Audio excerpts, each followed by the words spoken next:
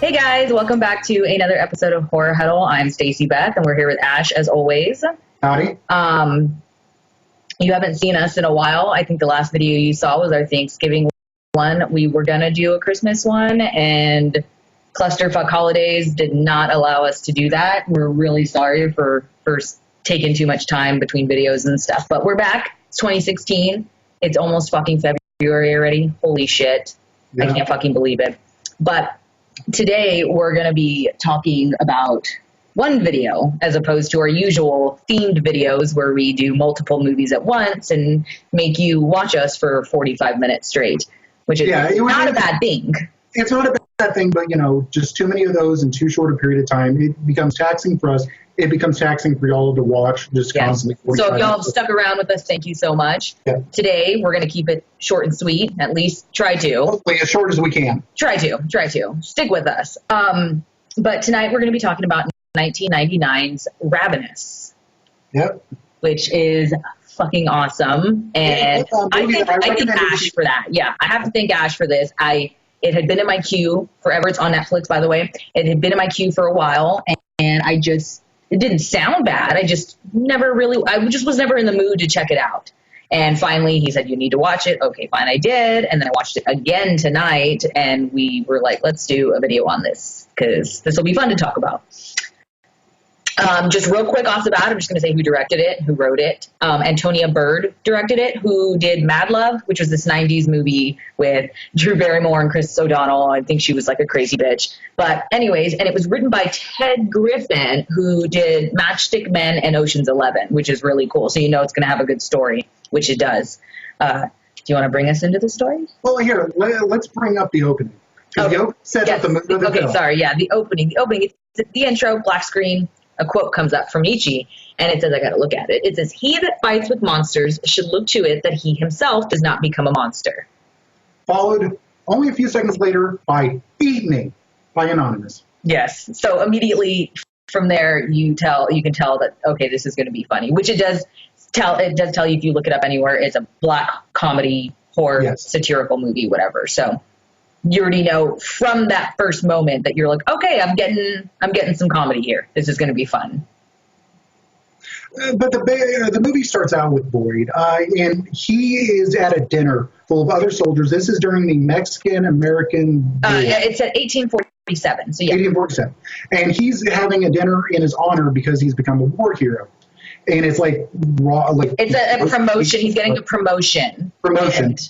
And it's because of a battle that he took part in, where in the middle of the battle, he faked his own death, went down on the ground so he wouldn't be shot or killed. Yes, but he's not getting the promotion originally, not because of that, but because he managed to get behind enemy lines and kill a lot of the Mexicans. No, but how he does it is... Well, yes, but then that's when they find out. Yeah, he hides in the bodies, the blood gets in his mouth, and he goes nuts. Gets up, kills a few people, and holds the Mexican commanders, or not hostage, but, he pretty much captures them.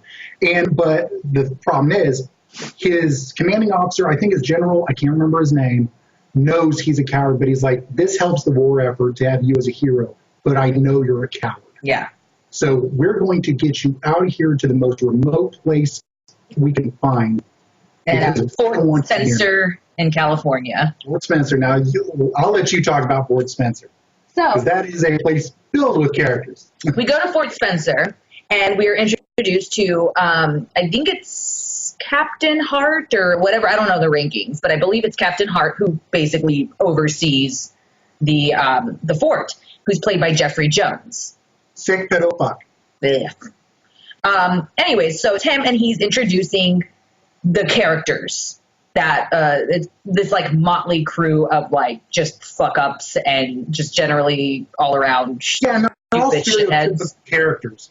Yeah, so we see Private Toffler, who's like the priest guy, Major Knox, who's like second in command, and he's an alcoholic. I think he says that there's not a bottle around that he doesn't like.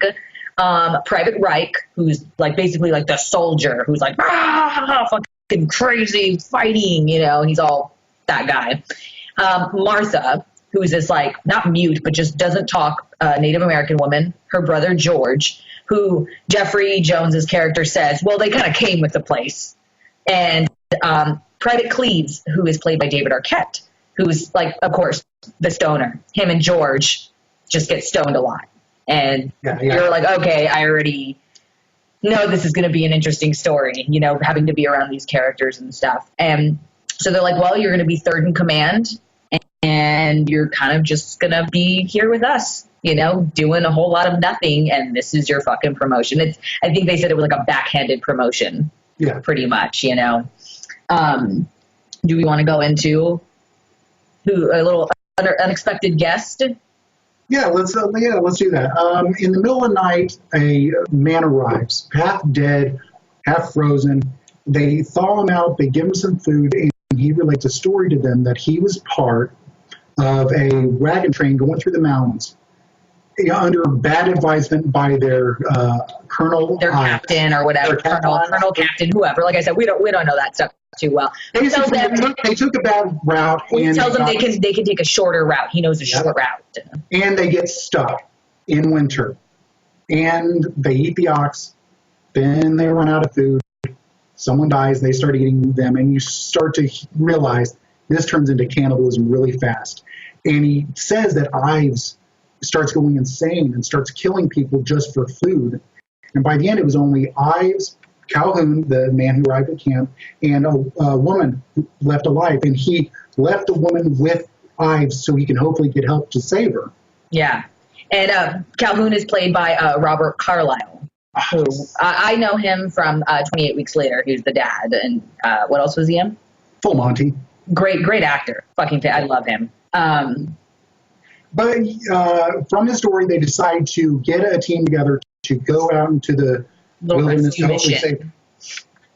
A little rescue mission. And, in the process, I think Martha and Cleve, they leave for supplies or to get help. Yeah, something. They end up taking off before Calhoun. But they never meet Calhoun. Yeah, because he's asleep, mending himself, and so they never get to meet him. So they take off, and then the rescue mission gets together. A couple of guys. It's the priest guy, Jeffrey Jones's character, Hart.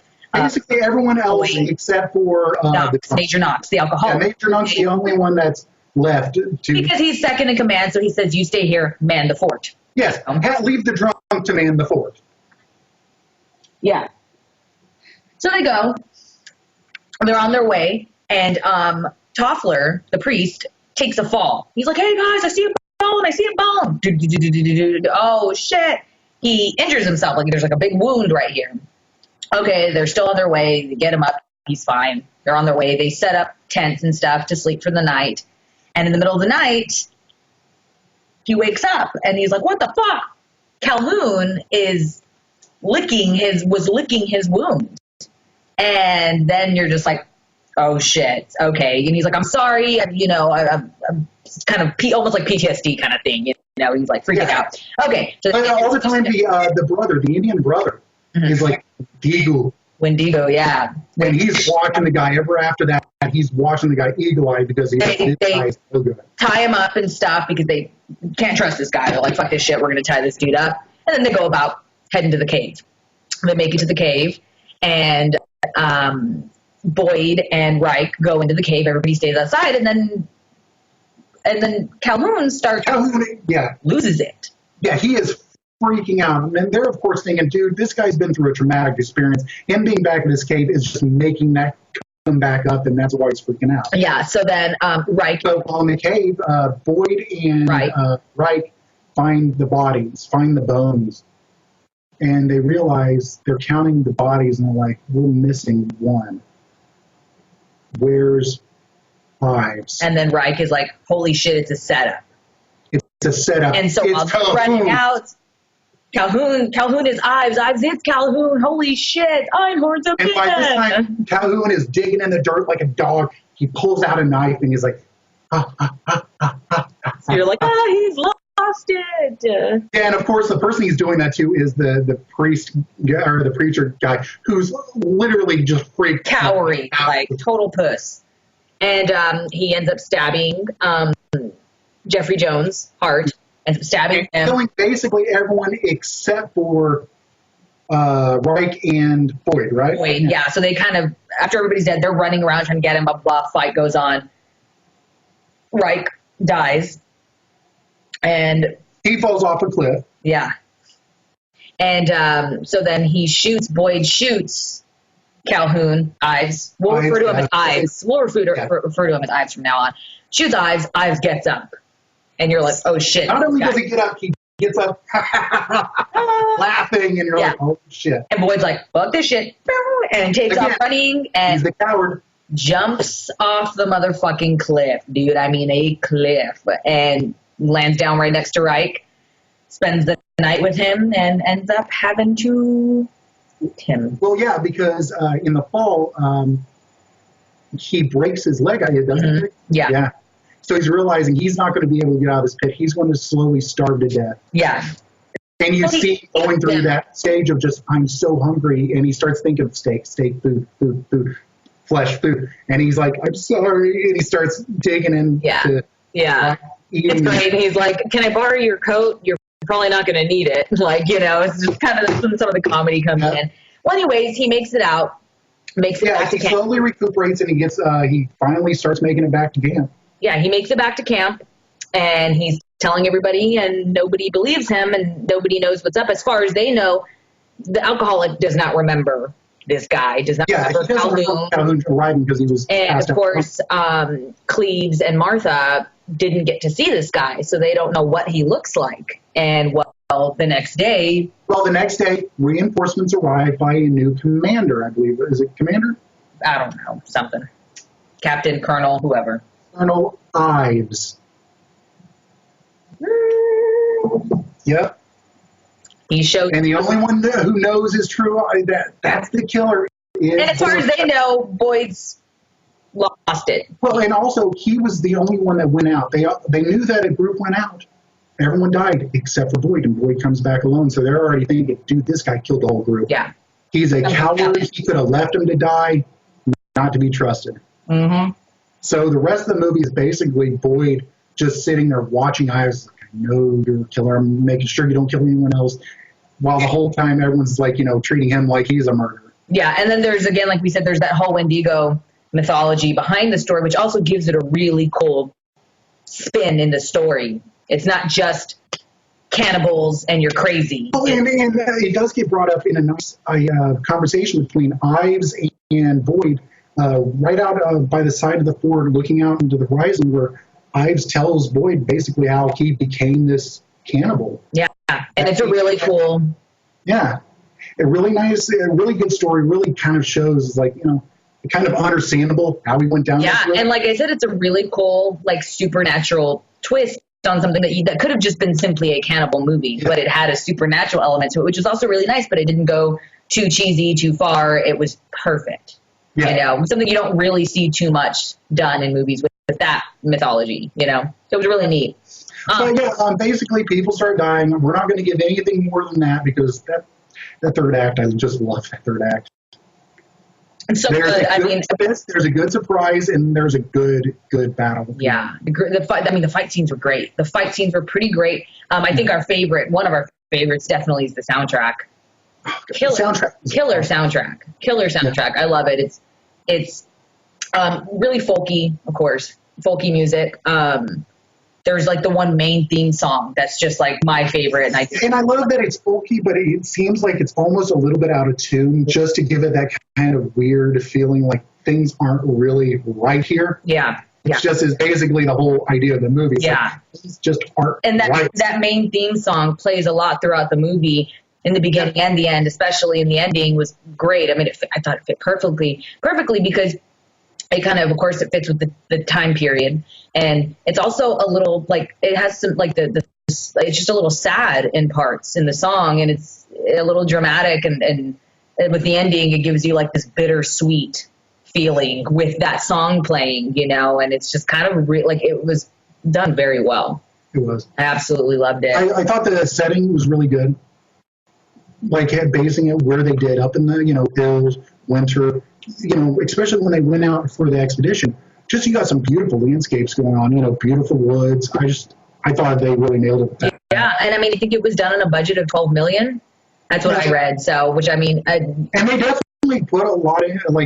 They made the most out of it because shit happened. It could have been to the damn actors and stuff, but I mean, the locations are great. It was shot pretty damn well. There were a couple of iffy parts, a little cheesy looking parts, that you could tell they didn't put some money into that. Well, yeah. Well, and let me just say, one of the scenes was one of the guys going through the woods. It's supposed to be winter, so there's supposed to be snow on the ground.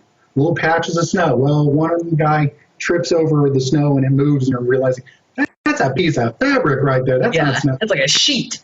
But honestly, if he wouldn't have kicked it, would never have known. Yeah, and it's definitely not something that takes you out of the movie. No, it doesn't take you out of your element. It's fine. It's like little minor stuff like that maybe we would notice, maybe not a lot of other people would, but it's just that's funny. Nothing too crazy, but I mean, and speaking of the humor, I will say a PS to the movie is there is one good message that you can get out of the ending of that movie. If you ever go into a place that you're not accustomed to, don't eat other people's food. Yeah, don't. Because it's probably humans. Probably flesh, human flesh.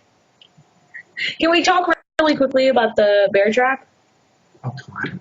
So we didn't. We're not going to spoil what happens, but there is a bear trap in the movie that you do see. Yeah, and it is comically large. Yes, like obnoxious. Like I put on my Snapchat, which y'all want to follow me, Stacey Beth with 2 H's, but I was just like, is this for a fucking dinosaur? Like, this is a goddamn giant bear trap. Holy shit. Well, and that's the thing. The biggest thing they would probably have there in the woods is grizzly bears. Yeah. I'm sorry, the trap is about the size of a grizzly bear. Like, you could fit 2 grizzly bears in there. Like, holy shit. Yeah. It's like, maybe if there's woolly mammoth there, I could understand it, but this is a little bit overboard. You got any mammoths out there? Like, yeah, no. That's just, a little, I don't know if that was an intentionally funny thing or if they just said, fuck it, this was the best prop we could find. Or it is a good prop. I will say that. It was obviously integral to the scene, but, it was something that we both laughed about and was like, wow, that's kind of funny. I'm glad we both noticed it and we're like, hey, that part. But the humor I thought was pretty well done. I mean, it doesn't even give you a hint in anything that it is supposed to be a black comedy, but I mean, no, in the beginning, like not the film itself, but like in the synopsis and this and that, you wouldn't know. The trailer, maybe the pictures, you wouldn't know that it's the big intro with the quotes is the only giveaway, because the humor once you get into the movie it's not that it's subtle, but it's so well tapped into the story. It doesn't seem like a gag in here just for laughs. Yeah. It's like literally integrated into the story so well that you still laugh and you're like, oh, I wasn't in your face though. And I like that. No, I did too. It wasn't like, here's a gag. Ha ha. The only gag is Arquette. Arquette's line as he's leaving. Well, we're getting food, tax supplies, and peyote.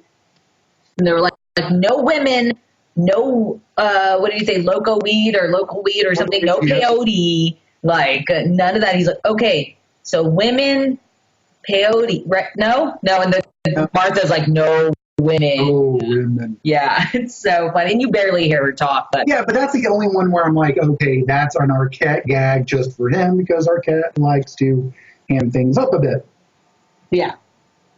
So. But there's like other stuff that I thought was good. When they're going for the trek through the woods, Hart keeps on dropping his cap or his gloves.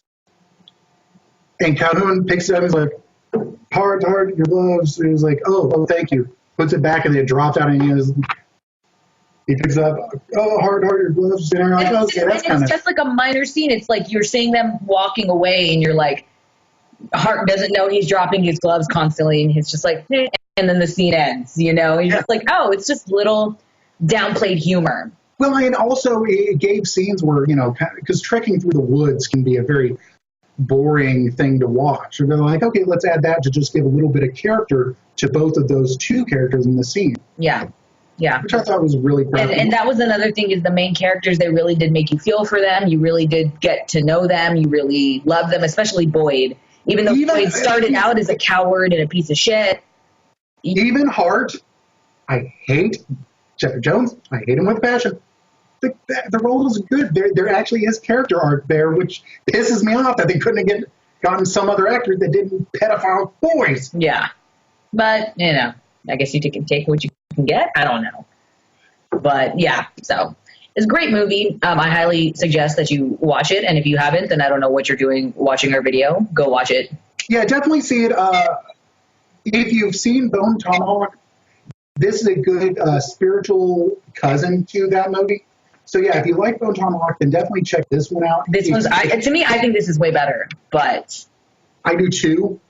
But, you know, I would say if you're going to watch them together, watch Bone Tomahawk first, and then watch this, so you can get just like, oh, this is what a time period like that cannibal movie is supposed to be. You know? Yeah. But, yeah, definitely check it out. It's really worth it, I think. Absolutely, I loved it. I didn't have any problems with it. Yeah, I didn't either. Yeah, which is shocking for us, especially you. So, you know, I'm happy that, you know, one of our first videos is just a single movie is, you know, a good one. Yeah, sure, we'll do some bad ones later on, but we'll get into some schlock. And I mean, if there's anything that you guys, viewers, want us to watch and do a video on, let us know. Obviously, you know where to find us, toavoidfeigning.com. You can find us anywhere else on our social media sites. Let us know anything that you think we should talk about or any themed video you want us to do. We're totally down for suggestions. Just don't tell us you hate us, because I don't like that and that'll make me cry. So, yeah. Thanks for watching, guys. Take care. Next time. Bye.